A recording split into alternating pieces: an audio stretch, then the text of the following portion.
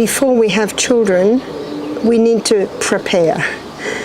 And the best physical preparation that parents can do is really adhere to those 8 laws of health so that their bodies are strong and healthy and they're giving a better gene pool to their children.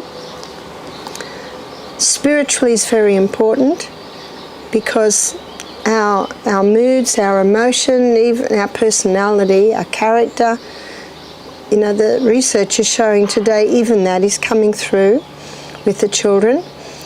And also wisdom and guidance from God. The Bible has some excellent guidance. I think Philippians chapter 2 is a good one, where the Bible says, let each esteem the other better than themselves. Great advice for young parents. And also in Ephesians chapter 5 verse 33, where the Bible says that the man is to love his wife as himself, and also see that the wife reverence her husband. This really needs to be established before having children, because that will greatly affect parenting. All through the Proverbs there is excellent advice on raising children, to train up a child in the way he should go.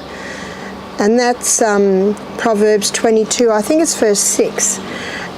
And how do you train up a child in the way that they should go? With very simple Bible principles. And we touched on them in our previous presentation. Also, the book Child Guidance by Ellen White was very, very helpful to me. I used to ever read it. I tried to read a paragraph a day, and the section that helped me the most, I think, was the paramount task of character building. That's an excellent one.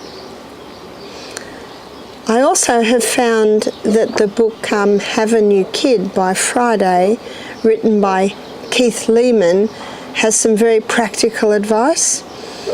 I found that even non-Christians benefit from that book. And of course, to the Christian, absolutely the Bible and the book The Child Guidance. Also, Adventist Home by Ellen White has some great advice in preparation. But I deal with a lot of people who aren't Adventists, who aren't Christians, and they find that reading a little bit hard. They find it a bit difficult. And I really believe that the Holy Spirit is required to be able to understand the words of God, absolutely. And so for people who probably are more likely to read a book from another author, the book Have a New Kid by Friday, excellent advice. In fact, it would help every single person to read that book. Again, very practical advice, and that's what a lot of people are looking for, more practical advice.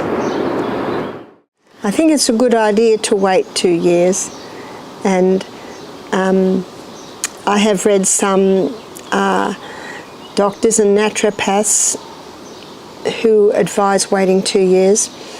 2 years is a good amount of time to get the body ready, even for the young couple to go through a cleanse, maybe a few days on juices and making sure their bowels are working well and establishing right. It's a great way to re-establish right habits in the way of eating and drinking by beginning with a couple of days on fruit and vegetable juices. But I also think it's important for a young couple to establish themselves. One man said to me that the first year of married life was the worst for him. I think it can be quite a confronting experience suddenly living with someone else. I was going to say a stranger, but then I guess you don't marry a stranger. But even people that appear to know each other quite well, when they start living together, it can be a different kettle of fish, as we say in Australia. One lady said that it just really annoyed her the way her husband just threw the clothes on the floor. He wouldn't put the lid down, excuse me, on the toilet seat. And one couple had little arguments about which way the toilet paper should go on the round. One man said it really annoyed him the way his wife would just keep the fridge door open as she was getting things out to cook. She should shut the... See, all these little tiny things, they build up. And our lives are made up of little tiny things. And when you marry, it's important to realise that you will marry to serve. Now, if both the man and the woman have an attitude to serve, things will go a lot smoother.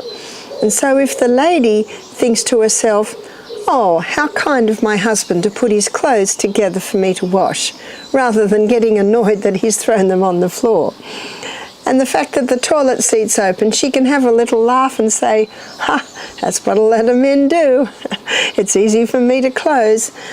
And even both saying it doesn't matter what way the toilet paper is on the roll. And, you know, the husband realising that it doesn't make a big difference if the fridge door's open for a minute or 10 seconds. So what are all these? These are little changes of attitude and also submitting, I'm with another person now, and they like this way, and I might like this way. And also asking God for patience and for wisdom. Unfortunately, when a young couple's courtship has been out to dinner and walking along the sand hand in hand, and everything's just been so lovely, and then the build up to the wedding is exciting, and the honeymoon is just beautiful, and then back home, back to work. And one lady said she had to go and tend her daughter every day. She would just stay in bed all day. You know, her husband came home a little cranky, and he got annoyed if the dinner wasn't ready, and he got annoyed in the morning if there wasn't a shirt ready for him, and whoa, we call it the rubber hits the road. One lady said, well, my husband should be doing half the cooking. And I said to her, do you know my husband's very good at cooking toast? That's it, toast. But you know, I don't mind, because he does so much on the outside. He does all the mowing and the whippersnipping, that's the weed cutting. He does so much that I'm very happy to do all the cooking. And a lady says, well, what if I don't like cooking? I say, well, you can learn to love it. And one lady said, well, my husband's on the computer all day and he doesn't mow the lawn. And so I said to her, do you know, it's quite fun mowing the lawn.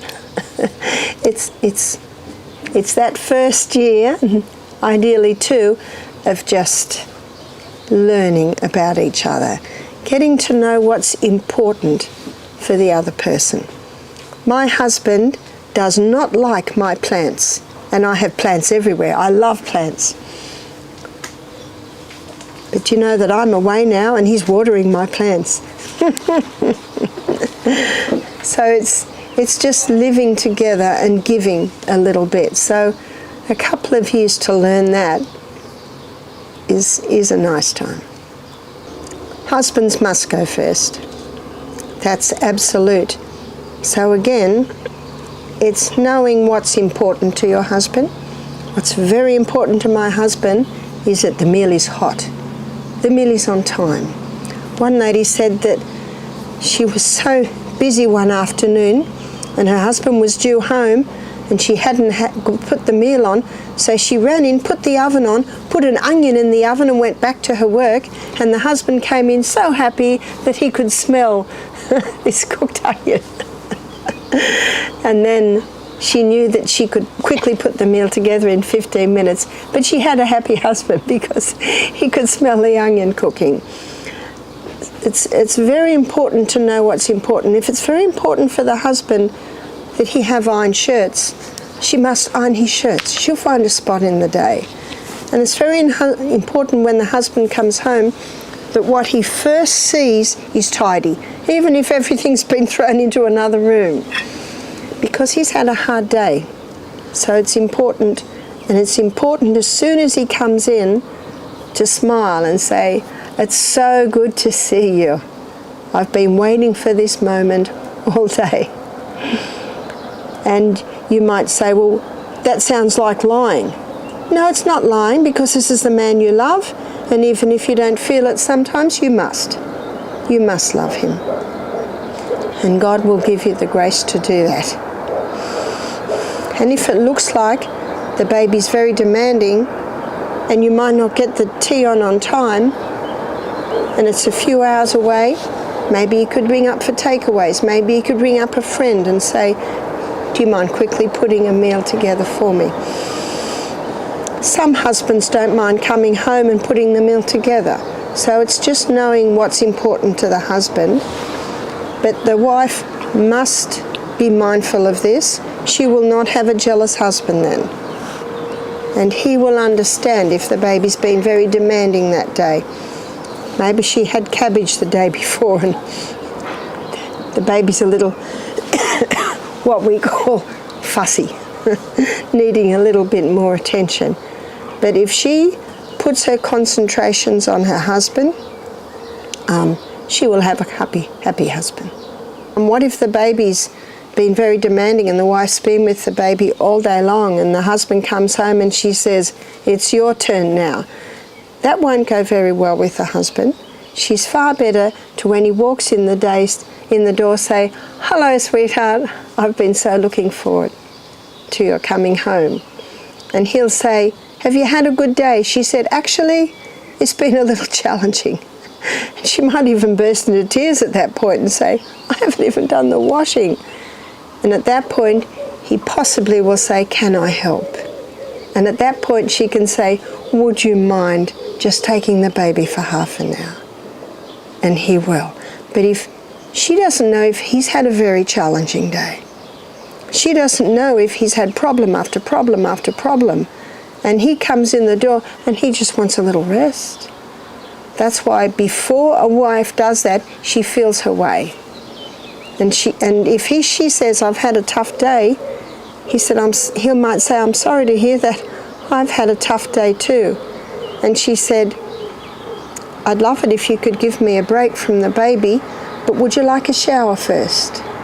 Would you like to put your feet up for half?" You see the difference?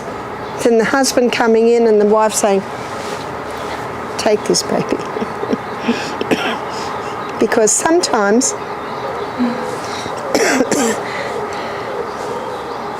the wife's had a hard day, the husband's had a hard day, they meet at the door and explosions. And of course, when the baby picks that up, the baby starts screaming even more. So it's just, remember what the Bible says, let each esteem the other better than themselves. Let each be mindful that the other has had a hard day. But the way things work today, there's text messages.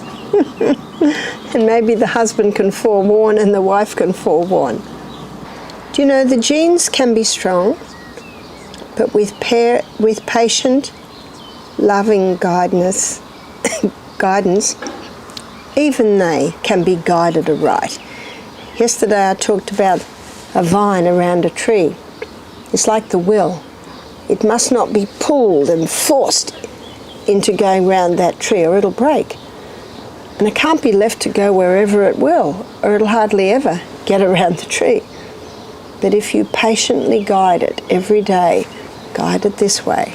Come back again, it's gone away, guide it again. Come back the next day, it's gone away, guide it again. That can be totally prevented. I have to tell you, we never had jealousy. And I'll tell you why. Because I went to great steps to prevent it. So before the baby is born, that little one put the touch and feel the baby, and the baby's about to be born, and then the mother goes through her birth. I was privileged that in my fourth birth, my other two little children watched the birth, because I have read when the children watch the birth, it's really cemented that this baby came out of the mother, because often the mother appears with something new. And of course that can't always happen. Some parents aren't comfortable with that happening, and I totally understand that. But if the little one is coming into the room to see the baby for the first time, I read that the baby should be on the bed or in a cot, and then the mother opens her arms wide and takes the little one and says, "You've got a new baby sister. You've got a new baby brother, look." And together they view the baby. And so that little one now feels a very important part, but there's a new one coming in. And when I ever fed the baby, because that takes all your attention, you've got to sit.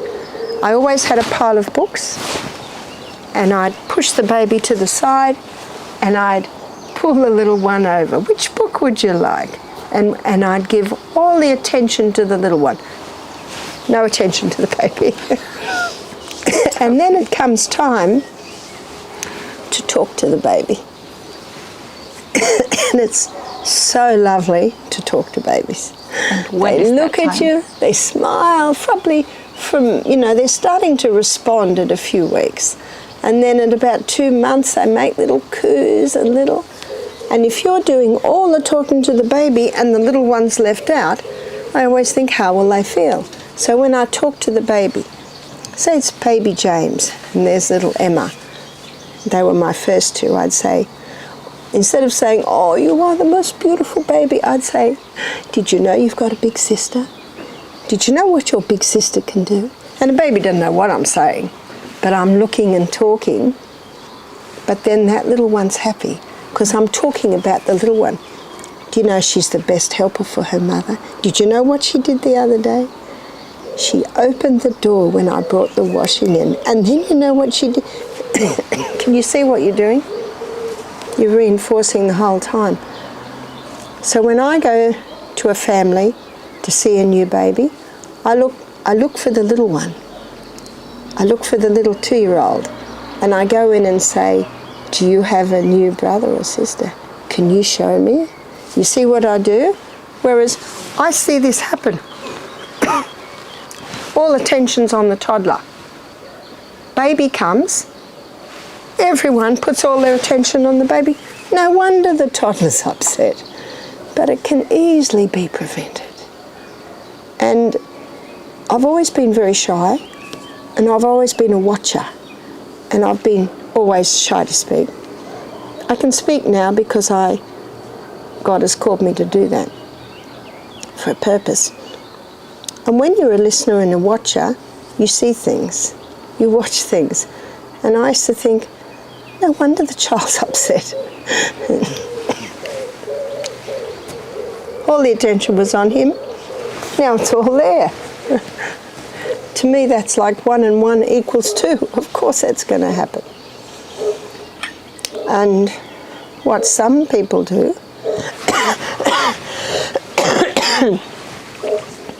is the little boy, when his new sister comes, he'll get a new truck. And if it's a little girl, she'll get a new baby. And I had little books by Eloise Wilkins. She's an author and an illustrator from about the 50s. And they're called little golden books. And they're beautiful little books. And they were books about the new baby arrives, and little Tommy got a truck. And then there's another book called Baby Dear. And with Baby Dear, everything mother does, this little girl does with Baby Dear. And she washes Baby Dear when mother washes hers. And she rocks the baby to sleep while mama rocks baby to sleep. She does everything. So that also helps. And the last page is Baby Dear's on the floor, and this little girl is holding her little brother or sister. So books like that also help. They show that, this is a new little treasure in your home. So if it's handled right, there need be no problems. I'll tell you something that a lady told me. She had 3 brothers, all fairly close, 2 years apart, and then 5 years later she was born. So these parents had 3 boys, then a little girl. Oh, how they loved that little girl.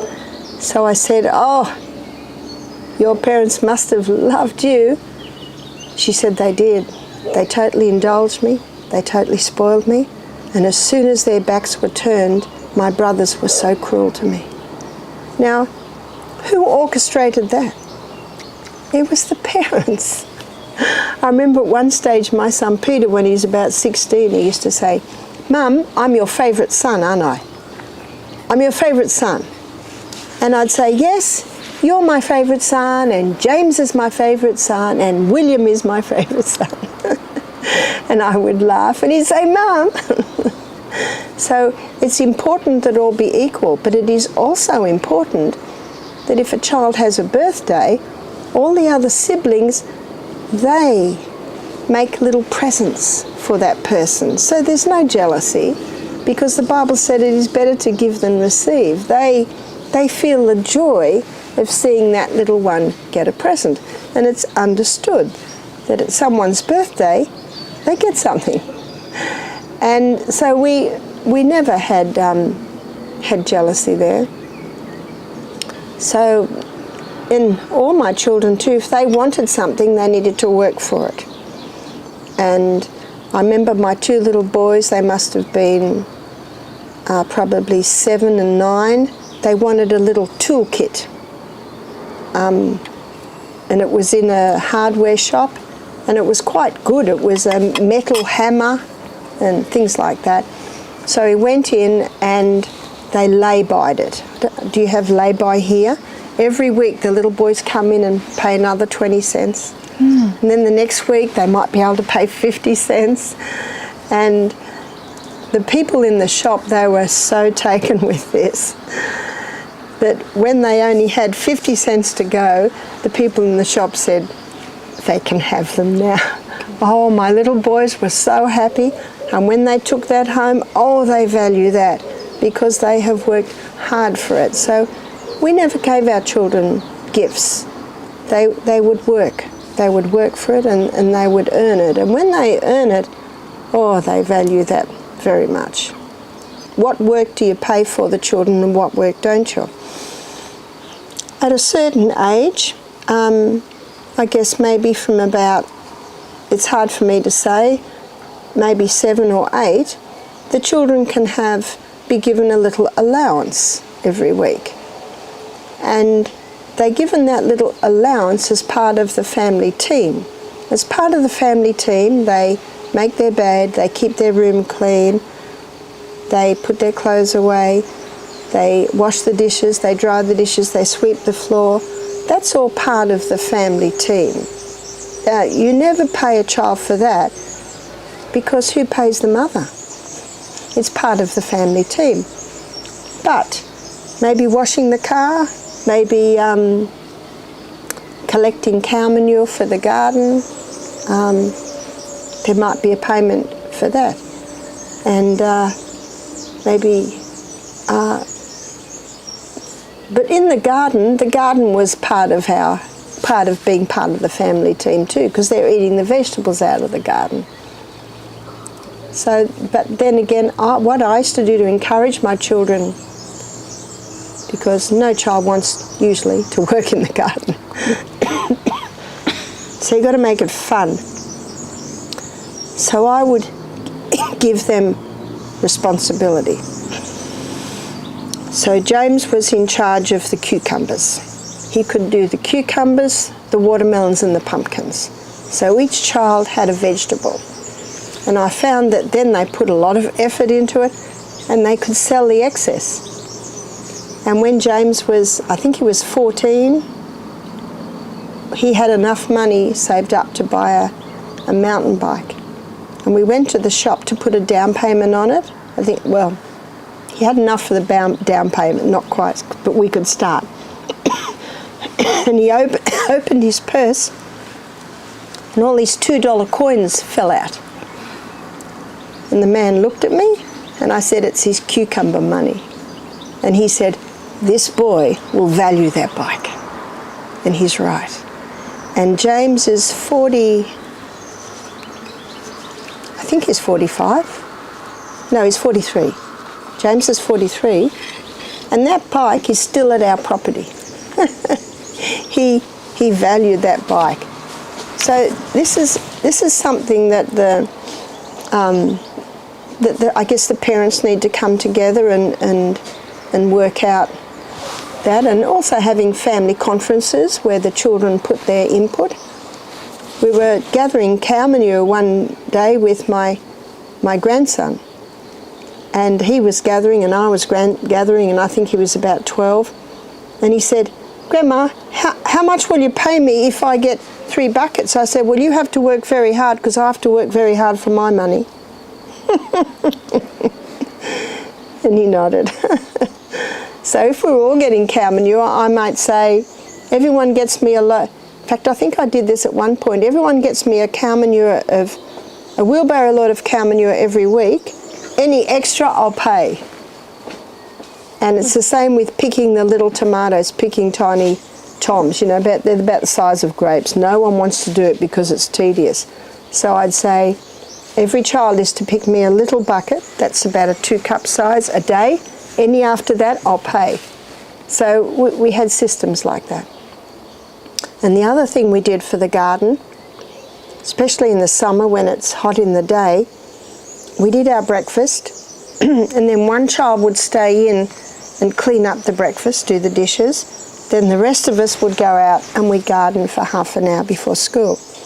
The next day, another child would be in the kitchen and the rest of us would go out. So I guess when you've got, the youngest one was a bit little, say about 5 children, everyone just has one day in the breakfast room and everyone else is outside. So you make sure you're fair. The one thing that will anger children if they think it's unjust or it's not fair.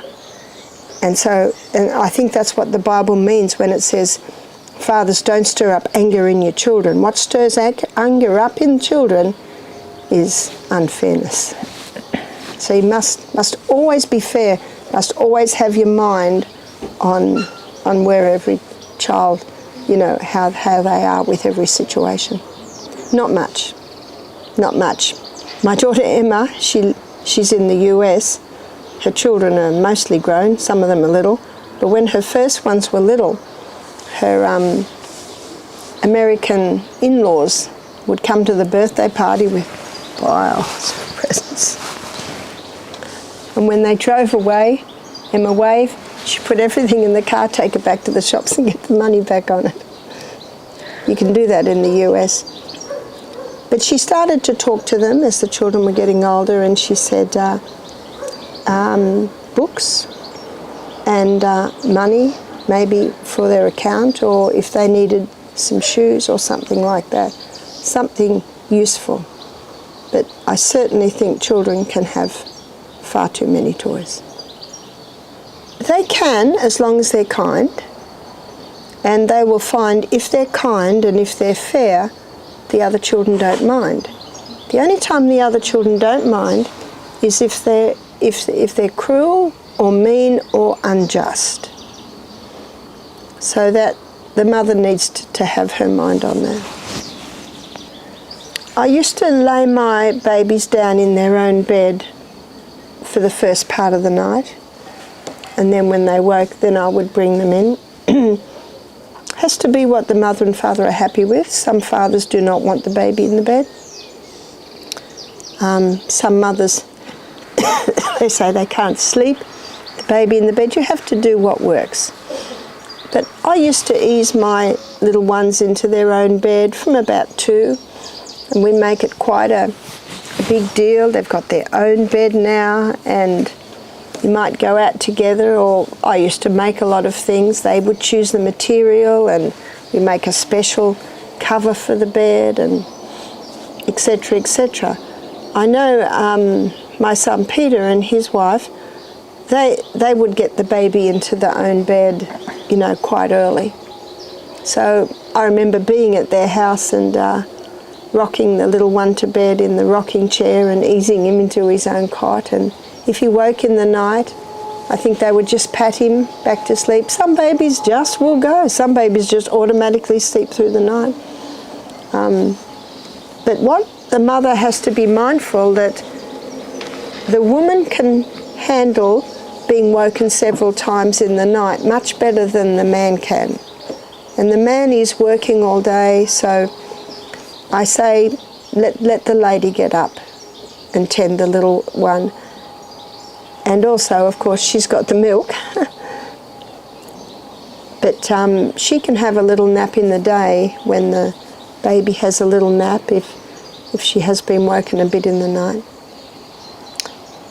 I know some families where they're still laying down and with the child to put them to sleep when they're 6, 7, 8 and 9. I think that's a little over the top. I don't think there's a need for that. It's got to be a balance. When I was young, I studied psychiatry for a while. I was a psychiatric nurse. And we learnt that there are 3 things that children can have a battle over. One is toilet, one is food, and one is sleep. And so I made a point of never making a fuss over toilet, bed, or sleep. And it's good to let the child come in with you when you go to the toilet. And I would always smile and, so they see that's what you do, that's where you go. I found they want to be with you anyway. I remember when I minded a few extra children, I had 3, and I minded 4 more, and they all wanted to come with me. So it was much easier to have them all in there with me than have the door shut with them all crying at the door. So, and it's something they see, that's how they learn to see. And we lived out in the bush, so the father would take the little one out and we'd call it the father's watering the garden. But we always taught them to that their private parts must be kept covered, so if they do that, they go behind a tree away from people. And it's much easier if it's summertime, because then I would just not have, I just have a top on the little one, and then when something happens they feel it. And then I never ever I never was upset or angry. I would just clean it up and say, next time, go out on the grass. I would just say that. This is not something that you punish the child for. Because I've known people, their baby's still in the diaper at 3, 3.5. That's quite a long time. So it's some children are easier than others. I know my 3rd child, she was 18 months and she was wanting to sit on the pot. Whereas her brother, 2 more children later, he was about 2.5. But he never make a fuss. And some children wet the bed till a late age, but you never make a fuss about that. But if they wet the bed, they clean it up. But you never ever say anything, because they're already embarrassed about it. You say, okay, take the sheets off and put them in the washing machine, and when the washing machine's finished, okay, we'll hang them on the line. And you might help them if they're little. So it's realising that, when they're getting to 9, 10 and still wetting the bed, that can be very embarrassing for them. And you see, they're sound asleep. As one girl said to me, I used to go to sleep, dreamt that I'd go into the toilet, wake up with a wet bed. There's not a conscious thing there. So it's being mindful of that. Now, one lady said to me, her little boy is 2.5, still has a night diaper on, and she knows that when he wakes up, he just has a wet diaper. And when she goes into him, she notices that he's done a poo. So you see, that's a choice that child has done, because he is toilet trained. It's just that at night he has that. She said, what do I do? Because you never punish them for that. That's something that you never do with the toilet. You have to gently guide them. And I said, tell me what he has for breakfast. He was a child that had a gluten intolerance. He had a millet porridge for breakfast. Then he loved 2 rice cakes with tahini and honey. I said, okay, well, tell him that if he does that again, he does not have his rice cakes with tahini and honey. It never happened again. So you're not depriving him of his breakfast. He's still having his breakfast, but he's not having that little thing that he likes. So it's just simple, it's just cause and effect. And another mother told me that her little 2, again, 2.5, they're still getting it together. Every morning he'd go and squat on the step and do his poo there. And I said, what do you do? She said, well, I hose it off and I take him into the bathroom and I give him a hot shower. I said, no hot shower, cold hose outside. Very uncomfortable. Oh, sorry, sweetheart, but you're a bit dirty. I gotta wash you. Oh, what about the hot shower? No, we've got no time for that. See, you're not angry. You never do that. Well, it didn't happen again because he didn't want that cold, that cold hose off. There, you see, it's just cause and effect. So when a little one's starting to toilet train, you just have a lot of little pants. A lot of little pants. Well, with the food, there's just rules. It's lunchtime, everyone sits at the table. If the child cried at the table, they had to leave the table. If they said, I don't want that, I'd say, well, you'll have to leave. But not to go and play, to have to go and sit outside. And then there's nothing till the next meal. And they're very hungry, so you just keep giving them water. You don't feed them between, because it doesn't hurt them to get a bit hungry. And you don't say, well, if you'd eaten all your lunch, you wouldn't be hungry now. See, that's implying that they're an idiot. They know that. And so you don't have to nag or harp on about that, because that never helps. The next meal, they'll eat very well. And they're smart. Children are very smart. They'll get it together.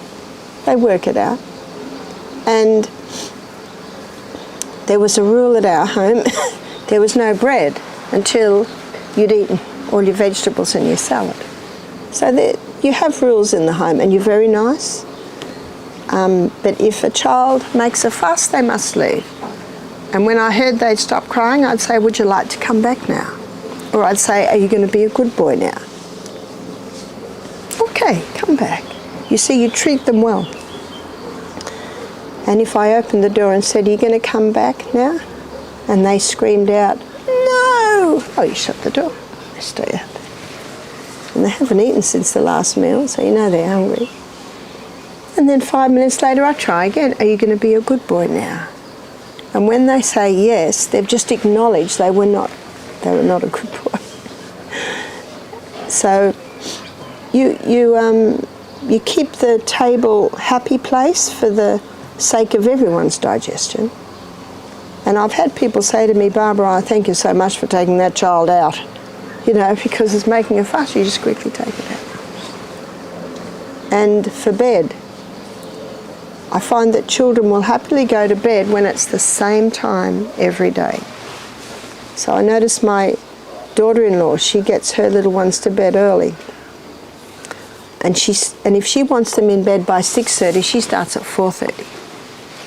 So starts the bath at 4:30. Then they finish the bath by maybe 5, and then at 5:30 they have a light tea, and then they go straight from the tea, or maybe they'll have their tea first, either tea or bath.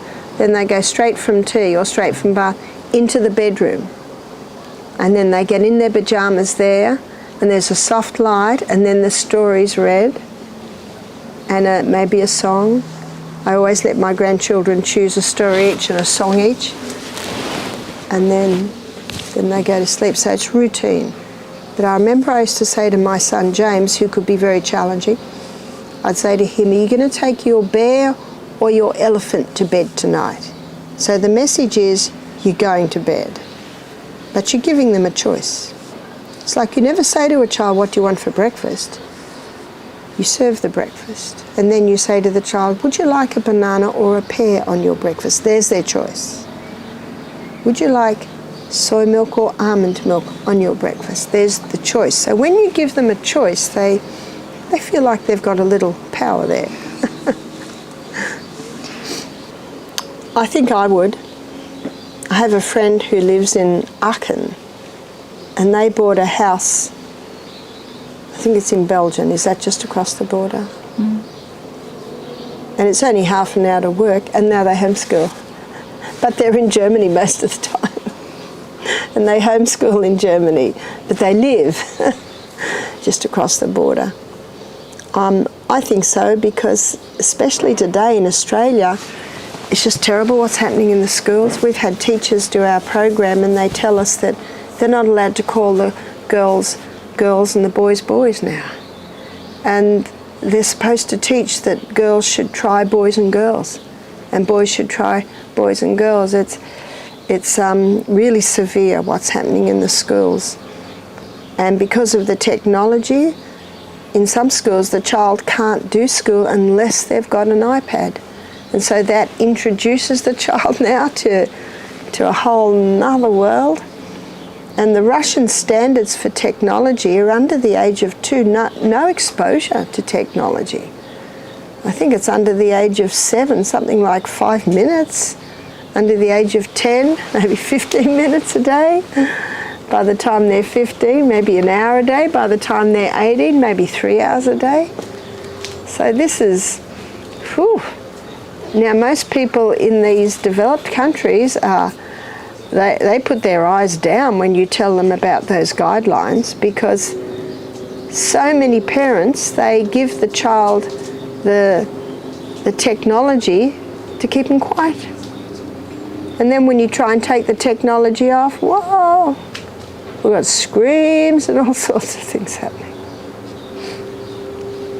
That's when the tantrums happened. Oh, there's some good cures for tantrums. And it's a bucket of cold water. Excellent cure. But I wouldn't do it in the lounge room. I'd sort of veer the child outside, then whoosh, throw the bucket of cold water on. Tantrums. Screaming and crying on the ground. Mm-hmm, mm-hmm. Yeah. They must never, ever exhibit such behaviour. Okay. Never. But my husband says that his daughter Michaela, when she was 3, she did a tantrum. That's what we call a tantrum, throwing on the ground. He said it hurt her so much she never did that again. And they don't like the bucket of cold water. Or some parents will put the child in the bath and put the cold shower on. They'll scream, but but then you'll say, are you going to stop now? Yes. Oh, turn it off. Can you see that? You don't get angry. You must never get angry, because then you teach them anger. If the child does that in the supermarket, you must leave immediately. You'll want to, because it's very embarrassing. And so this is what I said to one mother. I said, just leave the supermarket. She said, but my trolley's half full. I said, you haven't paid for it, doesn't matter. And take the child and say, we're going. But the child throws himself on the ground, and so you give the child the opportunity to get up, but they don't. So you just drag them. And people will be looking at you, smile. Just smile and say, he likes being dragged. It's his favourite way to move along. As long as you're smiling. If you're angry, then, and then you get outside to the gutter, and you give them an opportunity to get up. Would you like to get up and walk now? No! Okay. And you hold them by the wrist and you pull them. If they resist, it hurts them. Make the wrist strong. But if they come with you, you relax the wrist. It's very much like the horse with the bit in its mouth. And then you get into the car and you strap them into their car, and then you go home. And then you take them out of the car and you go inside and you say, sweetheart, that wasn't very good, was it? You didn't like it, I didn't like it. So you're not going to come shopping with me next time, because I never want that to happen again. You see, they're feeling bad now, they're feeling a little bit guilty. So there's no need to say much more. Just say that that's not going to happen again. So maybe the next day you have to go back and shop, and you arrange for him to be minded. And then you'll say, because the next day he'll say, I'm so sorry, Mum, can I come? Maybe next time, but not this time, because of what you just did. And then you go and you come back, and then a week later, you say, I'm going shopping today. And the child looks at you, and you say, you can come, but if you put on a performance like you did last time, we will again leave immediately, and you will not come with me again till you can prove to me that you're big enough to be able to behave well. Can you see that? You're not putting the child down, because you put a child down, you never get anywhere. God doesn't do that to us. He just says, come unto me. But there's clear lines. There's clear lines. It was very easy at my house because we lived on a farm, and the children saw the horses and the cows and the chooks, we call them chickens. Also, they saw their baby brother being born. And we had books.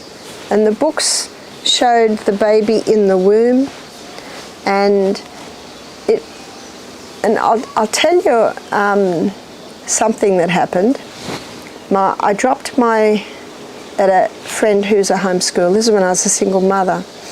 I dropped my little 6 and 8-year-old at her house, and she had 2 the same age, for half a day while I did the shopping. And when I came back, she said, your son gave my children sex education classes today. And I thought, oh dear, what has Peter said? She said, her son said, you get babies by kissing. And Peter said, chickens don't kiss. That was a sex education class. And I know that when the father duck was on the mother duck, my little William, he was only 4 or 5, you know, the father duck pecks the mother on the back of the head. William would run and push the duck off and take the mother duck and run away. So they're automatically getting a little bit of an education on the farm. And I used to say to my children when they get a little bigger, I'd say, and often you do it when they ask questions, I'd say, father puts a seed inside mother, and the seed connects with the mother's seed, and the baby starts to grow. That's one of the first explanations that I would give. And I found that's a nice one. I'd say, mother has a blood nest that builds up in her every month, and if father hasn't put a seed in there, the blood nest comes away. And then that explains why the children might see a bit of blood, you know, especially when you're living very closely with your children. And I would say, oh, it's just the blood nest. So you have very simple illustrations, and you say it very nicely, with no bad connotations around it. Then as they get older, their understanding develops. And again, you keep the doors open so they can talk to you. I never ever talked any deeper than that with the children. If they'd asked, my husband, he said that with his 2 children, he'd say, when mummy and daddy are in bed together, something happens and the babies come. And he said after he told that to his little boy and girl, his little boy didn't want to get in bed and cuddle with his sister anymore in case a baby came. But you'll find that as they grow, their understanding deepens. Yeah, that's very, very difficult, and I guess that's why I would go to great lengths to homeschool my children, because The influence of friends. Whew. You know, Ellen White says, have your eye on your children all the time, but don't let them know you have your eye on them. And I certainly did that. And I gave the story in one of the classes last week that a woman came to me, and they live way out in the country, homeschool their children, Seventh-day Adventists. She said, my 14-year-old is addicted to pornography. How did that happen? See, he's a very good boy, so they let him take his computer into his room. But you see, those children are not prepared for that roaring lion that is walking about, seeing whom he can devour. It says that in 1 Peter 5 verse 8. So if they have to do computer work, it must be in the lounge room. And mother or father, you're there. Because you know that one click of the finger and the screen can change, so you're there. So maybe this is when the mother's chopping up the salad. Maybe this is when the father's doing his bookwork, so his eyes can continually flash to see what's on those screens, because even the best kids are totally unprepared for the onslaught of the enemy. What do you do when you find out? What does this mother do now she finds out her son is addicted to pornography? Absolutely, the computer must go. Absolutely, take everything away. If he has to do any computer for school, he sits next to mother. A mother might say, I don't have time. You do, you must. This is the life of your child here. And then also counsel with the young man, talk to him, maybe even get the pastor in, and maybe he confesses and we ask God to forgive and heal his heart. And then just keep the doors open. It's important that parents listen. In James chapter 1, I think it's verse 19, it says, let every man be swift to hear, slow to speak, slow to wrath. For the wrath of man worketh not the righteousness of God. And many children stop talking because the parents get angry. Let the children talk. Find out where it's difficult. Find out if there's any areas that are difficult. But that first 6 months must be very, very diligent. And show them how there's an enemy there that is wanting to devour us. And we must resist. Show them the armor of God, that they start memorizing Bible, that they, whenever they feel tempted, show them the story of Joseph, who was only a young man when Potiphar's wife tried to take him. And she would have been a very beautiful woman. She would have been very seductive. That would have been even more tempting than seeing it on a screen. And how Joseph, through the grace of God, was able to resist that. To show the young man the stories from the Bible of Joseph, of Daniel, of these young men who only young, away from their homes, away from their parents, and yet they made God their guide. And show them the verse where it says that, Ephesians 3 verse 20, now unto him who is able to do exceedingly abundantly above all that we ask or think, according to the power that worketh in us. And so that's how you help these young people to overcome these temptations. And you can share that because it's the way we overcome our temptations. It's very hard. It's very hard because the children usually have been threatened that they must never tell. So it's very, very hard, and it happened in my home. And it happened for many years before I discovered it. And it's because the children were threatened. It's because they were threatened that if they ever said anything, they would never see me again. They'd be put in a home. And so what you asked me is a very sensitive issue for me. Very, very hard. So all you can do is ask by the grace of God that if there's a problem that you might see it. And my children told me when we had left home, and I guess they felt safe. And we were able to act then, and the abuser was charged and he ended up going to jail. And that is also helpful for the girls dealing with it and teaching the girls how to forgive and how God can heal. If I'd known, it was happening, I would have left immediately. But I didn't find out till after I'd left. Yeah, if the grandparents spoil the child, then it's time to have a conference with the grandparents and to show them how you've worked very hard to train your little one this way. And you would very much appreciate it if they would support that training. And it's very important to them as parents. There must be the mother and the father there for the child not to be fed between meals. And you might make some concessions. You might say, well, if they've already had some water, they could have a fruit juice. So, see, you're bending a little bit there. They're not eating, but it's a liquid.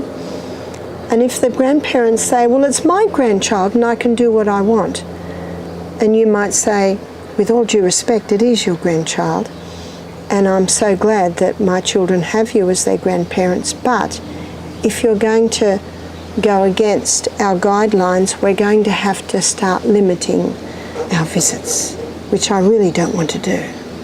So you see what I mean? Now you've got to train the grandparents.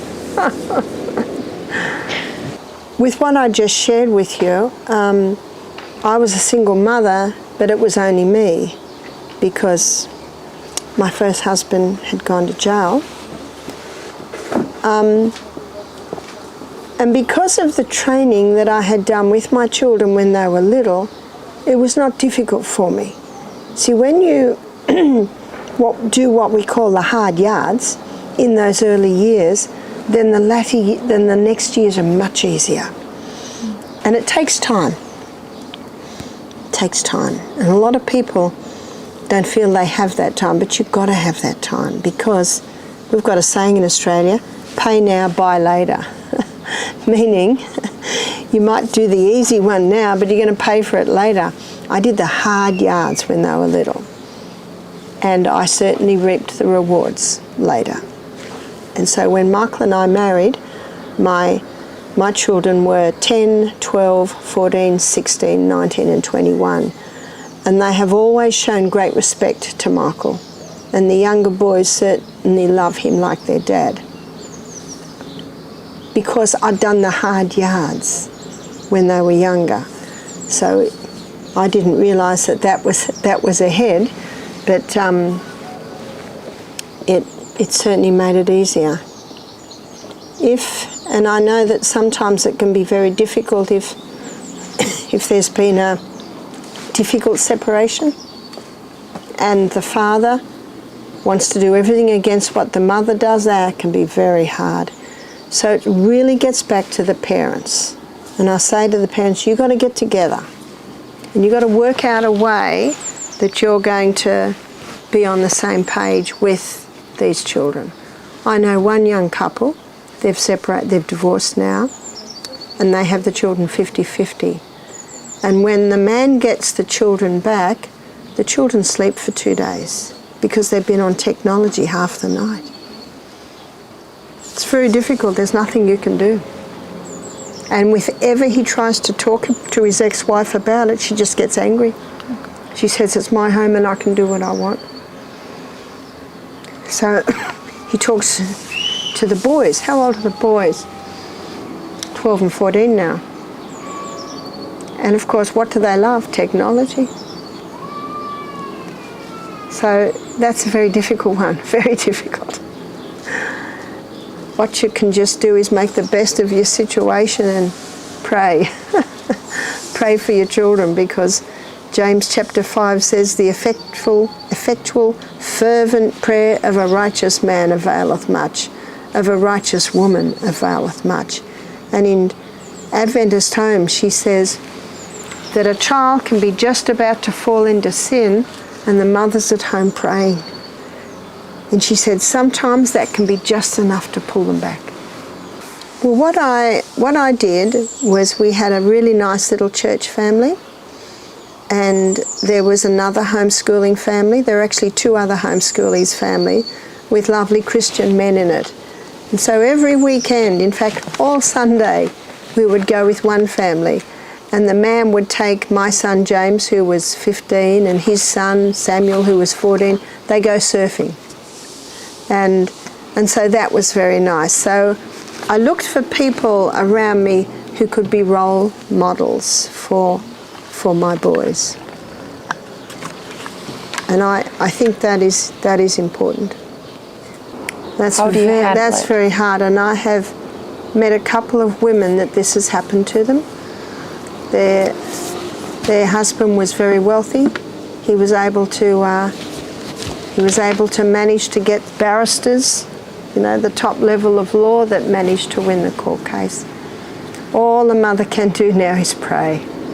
But praying does much, and be as nice as possible to her ex-husband, even to say, would you mind if I sent them something? And if he says no, you say okay. And then maybe a few months later you try again. And if it's still no, you can pray.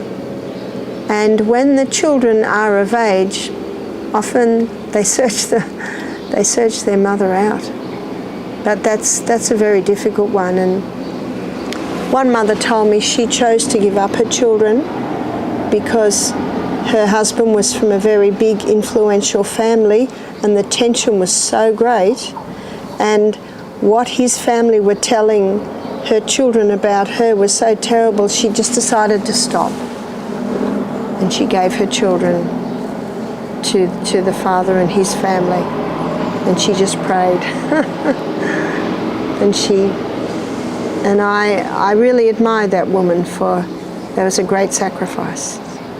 But she said, I did it for the children.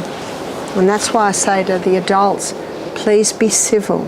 Please be nice to each other for the sake of the children.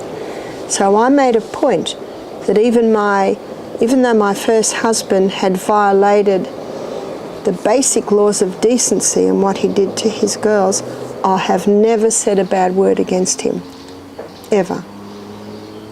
And that's very important. But what I find now is my children have no desire to see him at all. So when my son William was 14, he came to me one day and he burst into tears. I said, what is it, Will? He said, I want to talk to Dad. I said, okay. And I knew he was out of jail. Let's find the number. So I found the number and I gave it to him. And I heard him, I was nearby, and I heard him saying, yeah, I can drive a car now. Yeah, and I can crack a whip, Dad. And I can do this and I can do that. And then after half an hour I said, that's enough. And then a week later he said, can I ring Dad again? And I said, sure. And I gave him the number. He came he came back into the room about 5 minutes later, and I said, that was short. He said, oh, his dinner was waiting. I said, oh. There's no more phone calls after that. I thought, your dinner's waiting, and your son that you haven't seen for 5 years. But I didn't say a word. I did not say a word, because I know that would have hurt William. I know that would have embarrassed and hurt him, and I needed to respect William and the distance and the space there, and he worked it out. But you see, from me, William never got a bad word about that.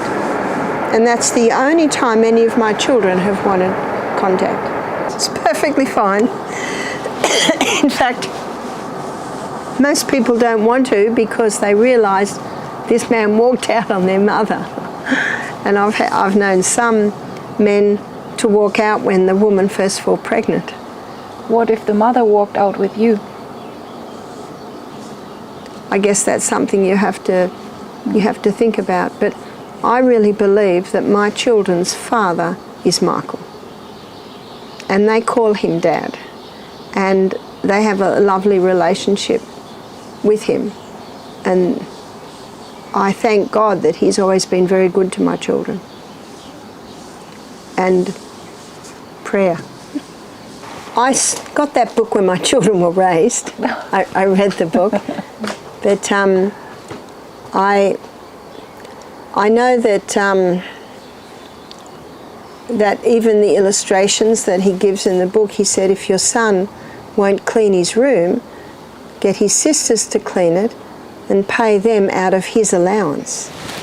If your son won't mow the lawn, get the kid next door to mow the lawn and pay them out of his allowance. So can you see it's cause and effect? And one farmer told me that his 15-year-old daughter, her room was a mess, she wouldn't clean it. So he just unscrewed the door, took the door away.